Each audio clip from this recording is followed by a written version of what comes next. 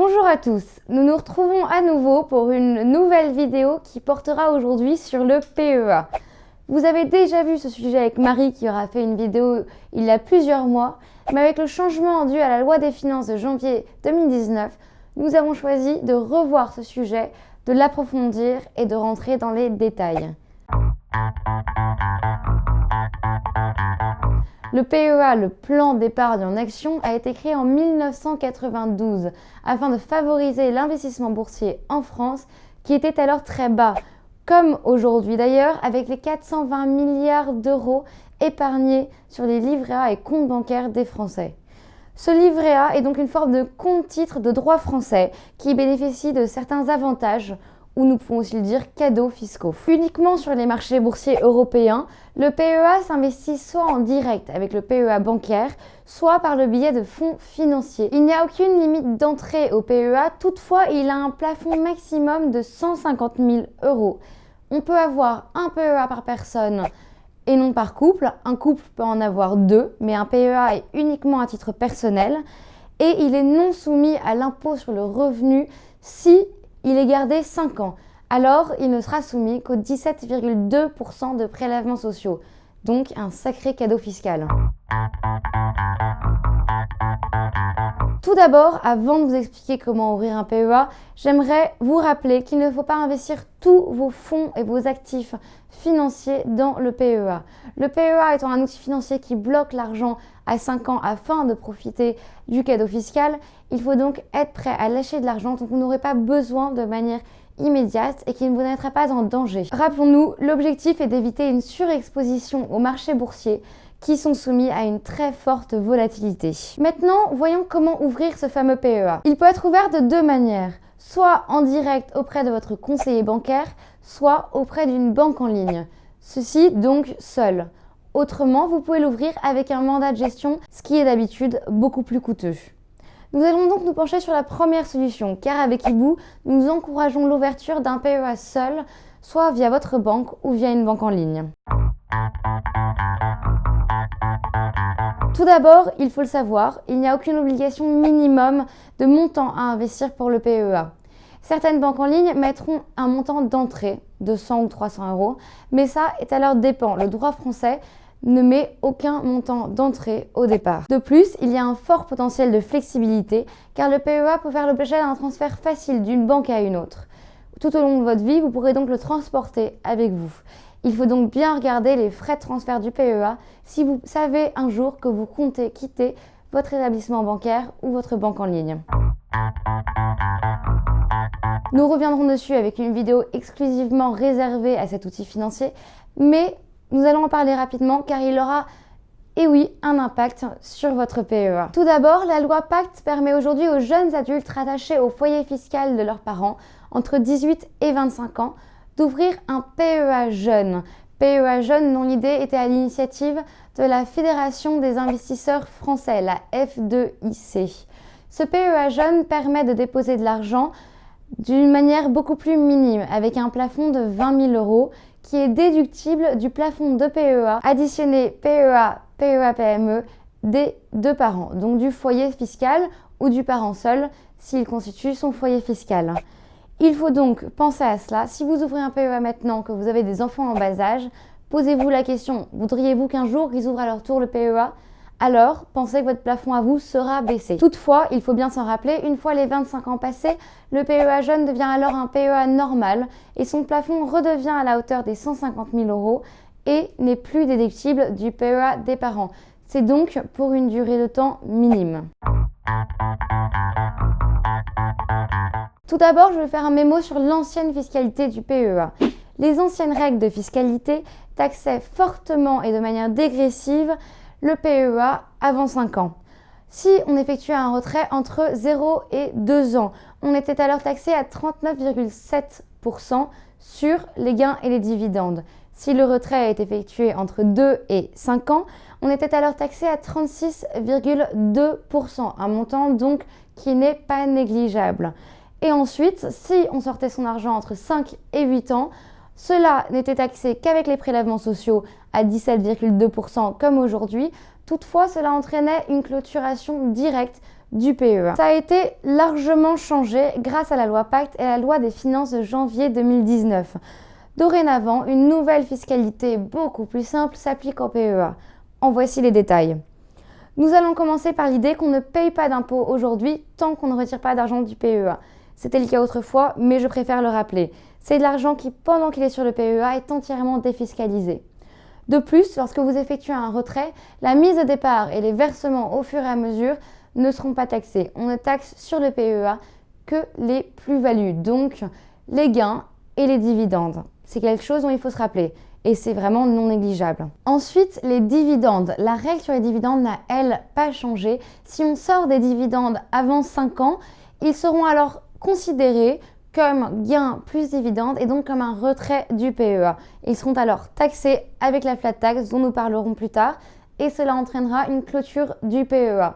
Toutefois, changement, si on sort des gains et dividendes après 5 ans, ça n'est donc que taxé avec le prélèvement social et ça n'entraîne surtout pas de clôture du PEA. Il y a donc un changement des retraits partiels qui aujourd'hui n'entraîne la clôture du PEA que après 5 ans contre 8 ans précédemment. Entre 5 et 8 ans, vous pourrez donc retirer une partie de votre épargne sans clôturer le plan. Mais surtout, grande nouveauté du PEA, au-delà de 8 ans, vous pourrez non seulement retirer une partie de votre épargne, mais en plus de cela, vous pourrez effectuer des versements ultérieurs.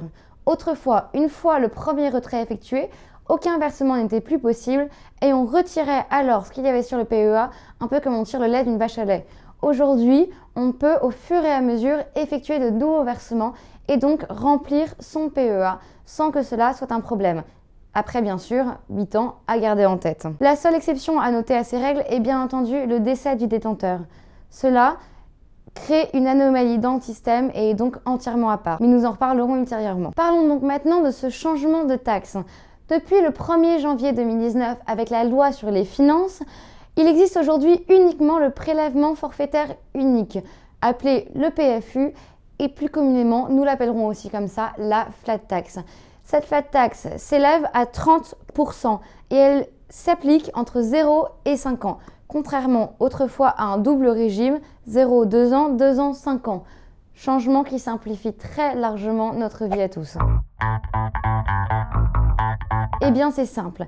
Il y a 12,8% d'impôts sur le revenu et 17,2% de prélèvements sociaux. Ça s'élève donc à 30% qui seront appliqués sur tout retrait effectué avant 5 ans. Vous le remarquerez, c'est donc plus simple que l'ancienne fiscalité et surtout moins élevé. Rappelons-le, cet impôt sur le revenu n'est pas applicable à tout le monde. Si vous n'êtes pas soumis à l'impôt sur le revenu, vous pouvez effectuer un formulaire de demande auprès de l'établissement bancaire qui vous versera les dividendes et les gains avant le 30 novembre de chaque année. Vous serez donc alors uniquement taxé tout du long à 17,2%. Je résume donc, tout retrait partiel avant 5 ans entraîne dorénavant la clôture du plan et la flat tax à 30%.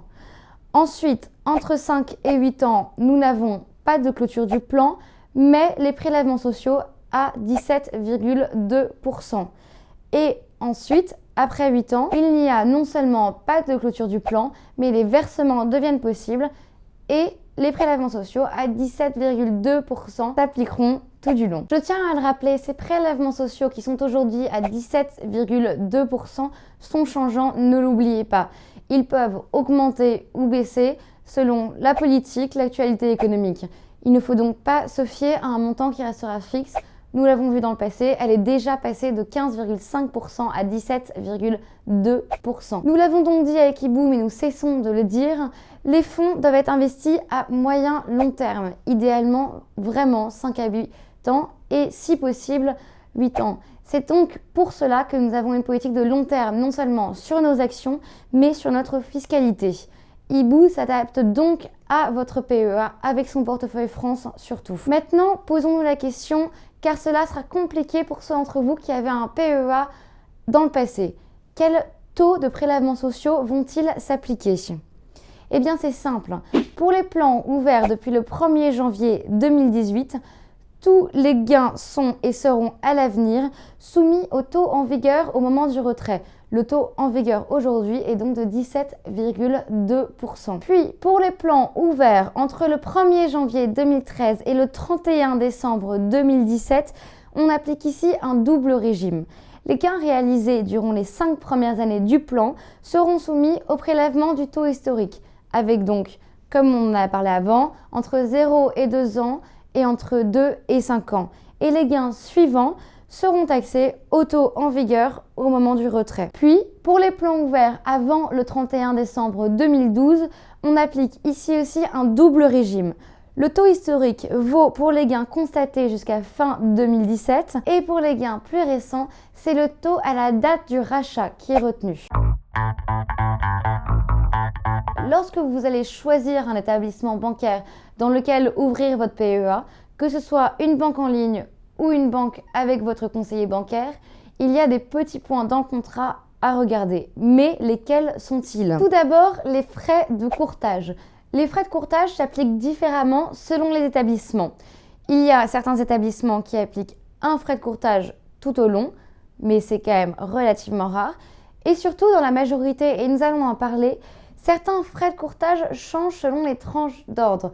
Je vais vous prendre un exemple entièrement faux d'ailleurs, notez-le bien, mais qui sera simple.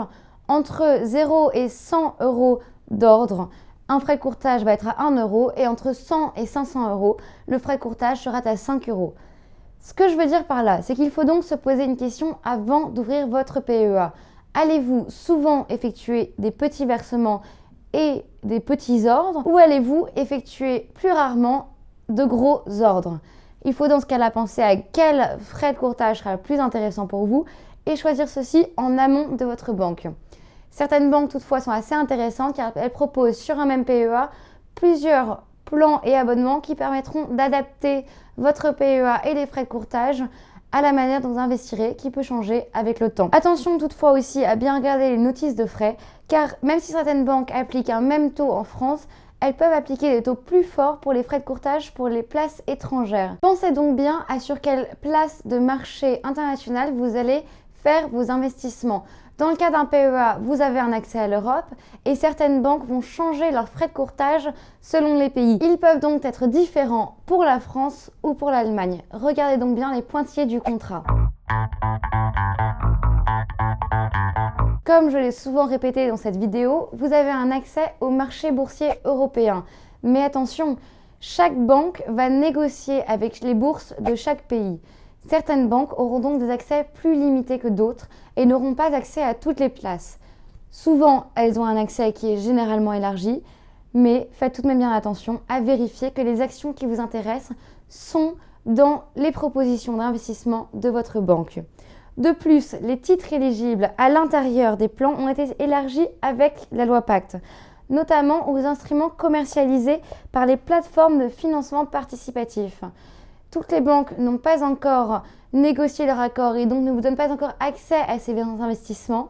Vérifiez donc bien que la vôtre, si ça vous intéresse, y donne accès. Nous le rappelons tout de même, un PEA, contrairement à une assurance vie, ne peut posséder que des actions ou des parts de FCP et de SICAV, qui sont des fonds d'investissement collectifs détenant des titres de société.